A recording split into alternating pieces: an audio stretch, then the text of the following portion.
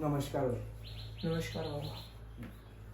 मेरा और बहुत सारे लोगों का एक ये प्रश्न है कि क्या आध्यात्मिक राह जब कोई व्यक्ति चुनता है तो उसे क्या धीरे धीरे सब कुछ छोड़ना पड़ता है, कि जैसे कि माँ बाप, दोस्त यार और एकांत में जाके अकेला रहना पड़ता है? ये ज़रूरी है क्या अगर व्यक्ति को अध्यात्म में आना है? देखो, जैसे कि मैं हमेशा बोलता हूँ, अध्यात्म मतलब समझदारी। ठीक है, समझदारी ही अध्यात्म है और अध्यात्म ही समझदारी है। तो जब आप समझदार हो रहे हैं, अगर आप समझदार हो रहे हैं और समझदार होते होते कुछ चीजें आपसे छूट रही हैं, तो क्या है वो चीजें? मूर्खता है। तो इसीलिए बोला जाता है अध्यात्म संसार को छोड़ने का नाम नहीं है, मूर्खताओं को छोड़ने का नाम है। ठीक है, तो जैसे जैसे आप समझदार होते जाएंगे, मूर्खताएं आपको छोड़ती चली जाएंगी अपने आप। कैसे? अब जैसे लोग बोलते हैं कि क्या बीवी बच्चों को, क्या माँ बाप को, क्या रिश्तेदारों को या दोस्तों को आध्यात्मिक राह में छोड़ना पड़ता है।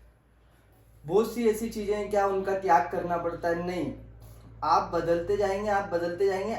अध्यात्म माने की समझदारी, और समझदारी यानी आप अपने स्वभाव में जी रहे हो, माने कि आप अब शांति पसंद करते हो, सुकून में रहते हो, आजादी पसंद करते हो, हिंसा नहीं करते हो, अहिंसक होते जा रहे हो आप धीरे धीरे। ठीक है, और जमाने भर की मूर्खताएं आपने करना बंद कर दी हैं। अब ऐसे में जो आपके साथ में रहने वाला कोई आपका साथी है, परिवार है, वो यदि उन मूर्खताओं में पड़े हुए हैं, ठीक है, तो आपको उनसे फर्क नहीं पड़ेगा। आपने उन्हें समझा दिया, यदि उन्होंने पूछा तो। लेकिन अगर आपके रहन सहन से उन्हें दिक्कत होती है कि आप अहिंसक क्यों हैं, जैसे बहुत सारे लोग आपने देखा होगा कि वो वीगन हो जाते हैं, तो उनके परिवार वाले फिर उनको टॉर्चर करना शुरू कर देते हैं। ठीक है, ये सारी चीजें करना शुरू कर देते हैं। उनके रहन सहन से हमें दिक्कत नहीं है, लेकिन हमारे रहन सहन से उन्हें दिक्कत होने लगती है। ठीक है, अब उजाला है, रोशनी है, जैसे आचार्य प्रशांत जी भी बोलते हैं, रोशनी है तो अंधेरे से गाली तो खाएगा ही। तो वो ऐसी हरकतें करना शुरू करते हैं कि व्यक्ति को उन्हें छोड़ना पड़ता है।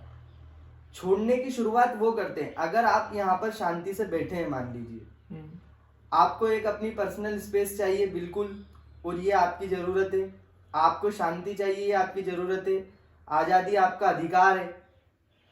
उसमें यदि मैं बाधा डालता हूँ, उस आपको परेशान करता हूँ, आपको टॉर्चर कर रहा हूँ, किसी किसी बात पे आपको ताने दे रहा हूँ, आपको शांति से जीने नहीं दे रहा हूँ, तो आप मुझे बताइए, छोड़ने की शुरुआत मैंने की या आपने की?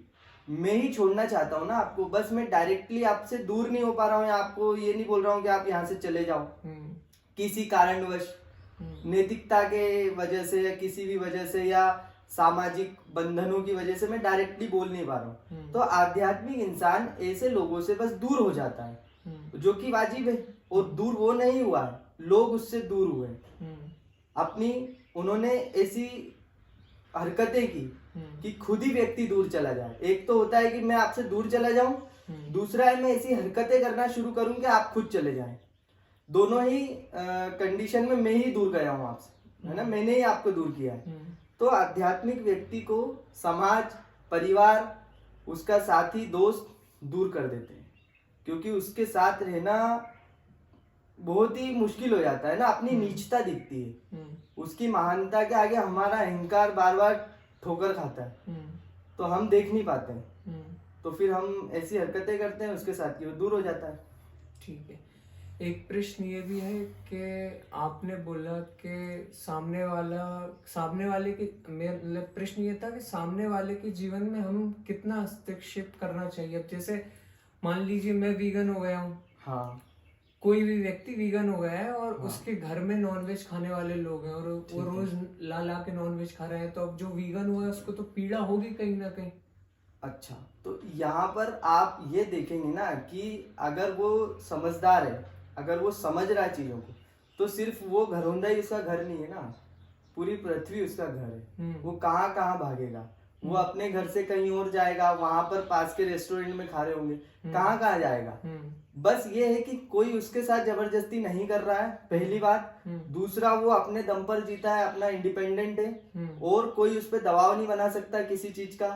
और जो मांस खा रहा है उसको वो समझाने का अधिकार रखता है, क्योंकि अगर आप देखेंगे कि किसी के जीवन में हस्तक्षेप करना बुरा है, तो वो जो मांस खा रहा है वो भी तो किसी जानवर के जीवन में हस्तक्षेप कर रहा है, यहाँ पर भी तो वो हनन कर रहा है ना। तो ये ऐसी ऐसी बात है कि हम किसी के हक के लिए लड़ रहे हैं। यहाँ समझाने की बात नहीं है कि तुम वीगन बन जाओ, ये कोई समझाइश नहीं है, ये अधिकारों की लड़ाई है जो तुम किसी का छीन रहे हो।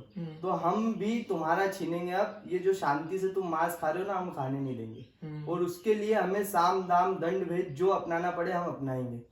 तो वो उसका अधिकार है, और उस दौरान अगर उसको वो लोग अलग करते हैं तो कर दें, और उसके लिए उसको हमेशा तैयार रहना चाहिए, है ना। बिल्कुल। और जैसे एक व्यक्ति है जो ओशो को या आचार्य जी को या किसी भी अच्छे आध्यात्मिक व्यक्ति को सुन रहा है तो अब उसकी चेतना तो धीरे धीरे परिवर्तित हो रही है, पर जो घर वाले हैं उसके, वो तो वही पारंपरिक गुरुओं को सुन रहे हैं। ठीक है। और वो कहीं ना कहीं ढोंगी होते हैं, ठीक और है। उनकी बातों में आकर घर वाले बहुत सारी मूर्खताएं कर देते हैं। कई बार अपनी मेहनत का बहुत सारा पैसा दान कर देते हैं, जैसे मेरा पर्सनल एक्सपीरियंस रहा है। ठीक है। तो अब जो व्यक्ति है, मान लीजिए कोई व्यक्ति बिजनेस में है, आध्यात्मिक है, और वो अपने घर वालों का सपोर्ट कर रहा है पैसे कमाने में, और उसने वो खुद के लिए तो बहुत ही कम खर्च कर रहा है, मिनिमलिस्ट हो चुका है, क्योंकि उसे तो दिखता है कि कम से कम खर्च में ही ज्यादा सुखी रह सकता है इंसान। तो पर जब उसके घर वाले उसकी मेहनत का पैसा और घर वालों की मेहनत का पैसा एक कहीं मंदिर में दान कर देते हैं, तो उसको कहीं ना कहीं तकलीफ होगी, क्योंकि वो पैसा क्या गया, एक मूर्ति, सोने की मूर्ति बनने में चला गया। तो फिर उस स्थिति में, ऐसी स्थिति में क्या करना चाहिए? कुल मिलाकर के यदि घर वाले मूर्खतापूर्ण हरकतें करते हैं, अपनी मेहनत का पैसा कहीं व्यर्थ जगह पर दान कर देते हैं, वो इधर उधर खर्च कर देते हैं, तो पहली बात तो उनके साथ मिलके मेहनत करनी नहीं चाहिए, क्योंकि वहां आप पार्टनरशिप कर रहे हो, एक मूर्ख के साथ आप पार्टनरशिप कर रहे हो, वहां पर आपकी मेहनत का पैसा भी बर्बाद हो रहा है। और अगर आप कर भी रहे हो तो आप अपने हक का पैसा ले लो, उसके बाद वो अपने पैसे में आग लगाए, वो किसी को दान करे, वो नाली में फेंक दे, उससे आपको फर्क नहीं पड़ना चाहिए, है ना। वो जहाँ चाहे वहां दे। आपको लग रहा है कि हमारे गुरु समझदार हैं, उनको लग रहा है हमारे गुरु समझदार है, वो ओशो को गाली बकते हैं, आप उनके पाखंडी गुरुओं को गाली बकते हो। ठीक है, वो अपना अपना मत है, और वो अपनी मेहनत का पैसा जो वो अपना लगा के समय दे करके कमा रहे हैं, वो उनकी मर्जी है, वो जहाँ फेंकना चाहे। यदि वो आपसे सलाह मांगते हैं आगे रहकर कि मुझे इसका क्या करना चाहिए, वो आपके जीवन को देखेंगे, अगर उनको लगता है कि ये सलाह लेने लायक व्यक्ति है तो आप उनको उचित सलाह दे दें, बस इतना ही। इसमें तो कोई पारिवारिक कोई विवाद है ही नहीं कि मुझे घर छोड़ देना चाहिए, या वो उनकी मूर्खताओं के साथ रहे, आप अपनी समझदारी के साथ रहो। वो बस आपके पर्सनल स्पेस में बाधा ना बने, आपको आपकी आजादी में, आपकी स्वतंत्रता में वो बाधा ना बने, आप पर अपना अधिकार ना जमाए, है ना। आध्यात्मिक आदमी माने समझदार आदमी उस व्यक्ति से दूर हो जाएगा जो उस पर अधिकार जमाता है किसी भी तरह का। पहली तो बात, वो किसी के टुकड़ों पे पलेगा नहीं।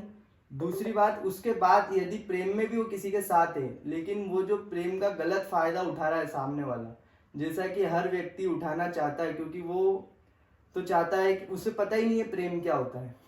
वो समझता है जैसे मैं स्वार्थ से इसके साथ हूँ, वैसे ये भी मेरे साथ है, तो जितना हो सके इससे स्वार्थ उगा लूं। तो आध्यात्मिक इंसान को जो भोगने का प्रयास करता है या उसकी स्वतंत्रता छीनता है, तो वो उससे दूर हो जाता है, और दूर होने की प्रक्रिया शुरू करी थी स्वतंत्रता छीनने वाले ने।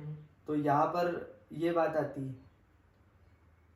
बाकी यदि कोई आपको डिस्टर्ब नहीं कर रहा है तो वो जो अपना मर्जी वो करे, और वो किसी कमजोर को भी डिस्टर्ब नहीं कर रहा है। अगर वो किसी कमजोर को डिस्टर्ब कर रहा है तो भी आपका अधिकार है उसके लिए लड़ना, ठीक है। अब आप उस कमजोर के हक की लड़ाई लड़ रहे हो, ना कि उसको समझा रहे हो, है ना। वो साम दाम दंड भेद जो अपनाना पड़े, ये है इसका। सपोज एक कोई व्यक्ति आध्यात्मिक है तो उसे कहीं ना कहीं शादी में भी दिक्कत दिखती है, कई बार उसको भी जबरदस्ती करी जाती है शादी करने के लिए, और या फिर उसको नहीं करी जा रही है तो उसकी बहनों को, अब बहन मान लीजिए आध्यात्मिक नहीं है और वो माँ बाप कन्विंस करने में लगे हुए हैं कि बहन की शादी हो जाए, पर भाई को दिख रहा है कि बहन की शादी हुई, अभी 22 साल की है बहन, इतनी समझदार भी नहीं हुई है ना। तो और पर ऐसा लग रहा है उसे कि माँ बाप कहीं ना कहीं कन्विंस कर ले जाएंगे शादी के लिए बहन को। तो इस सिचुएशन में एक भाई को क्या करना चाहिए?